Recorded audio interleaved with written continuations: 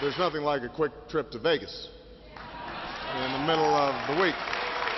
President Obama isn't in Vegas to catch a show or to place a bet. He's there for the sun. A lot of sun, powering the 72,000 solar panels at Nellis Air Force Base outside of Vegas. It's the largest solar array in the Western Hemisphere, providing 25% of the base's electricity and saving the Air Force $1 million a year in energy costs.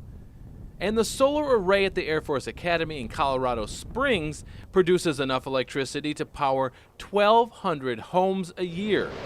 It's all part of an effort by the Air Force to get at least 20% of their energy needs from renewable sources by the year 2020. And it's not just the Air Force flying high with energy savings.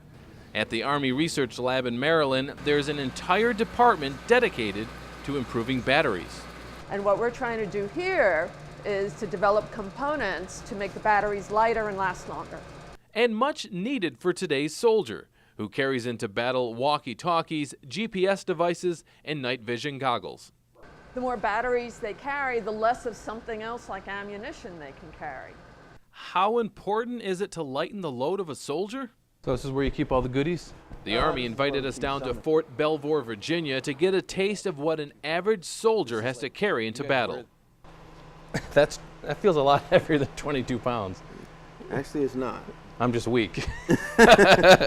One by one, I was suited up, every piece of equipment adding more weight, including the 22-pound bulletproof vest, the 10 pounds of ammo, the 4-pound helmet, and the 10-pound weapon. In total, it's nearly 100 pounds of weight. In comparison, a World War II GI went into battle with about 30 pounds of gear. And just try running in this stuff.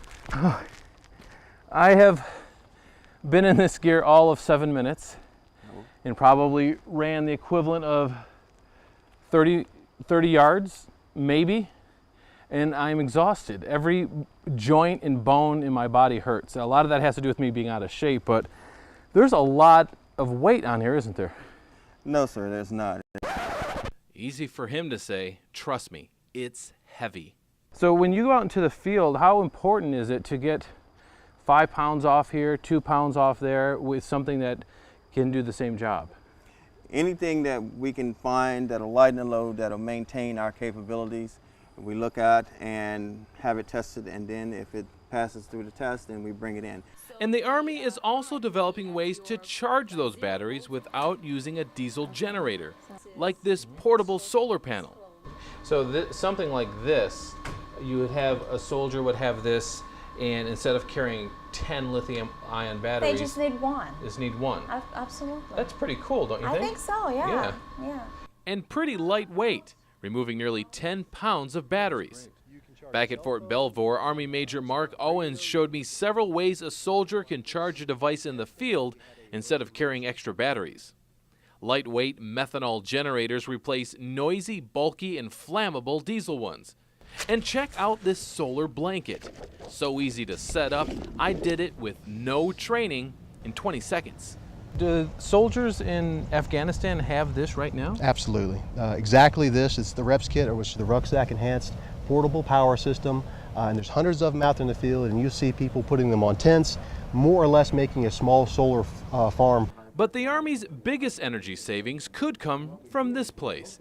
It's TARDEC, the Tank Automotive Research, Development, and Engineering Center outside Detroit.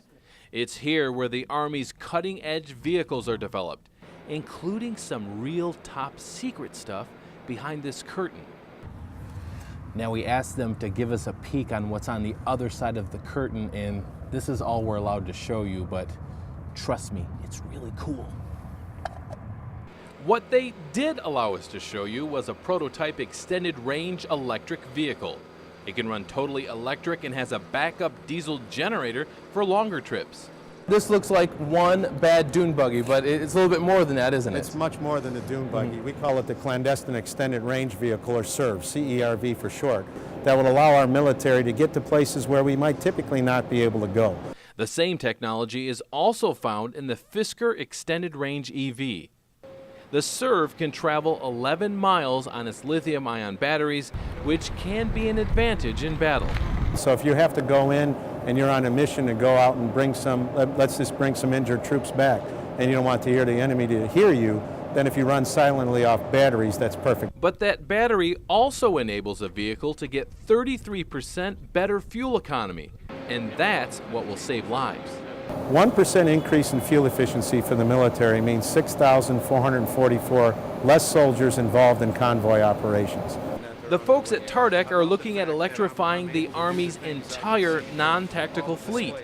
Those are the vehicles that don't go into battle, like the ones on U.S. bases. Imagine what that would look like. There are 83,000 vehicles on U.S. Army bases. The Department of Defense has nearly 200,000 vehicles. If a unit of 10 of those vehicles were linked together, they could hold a 400 kilowatt charge, or more than enough electricity to power 100 homes. Those batteries could be very useful after a natural disaster, like a hurricane. So imagine a truck, because of the hybrid electric platform that you have, giving you 300 to 400 kilowatts of power. All of a sudden you can light up an airport. Or a hospital. And it's a future like that which brought the president to Vegas. Perhaps what happens in Vegas shouldn't always stay in Vegas. Lee Patrick Sullivan, Energy Now.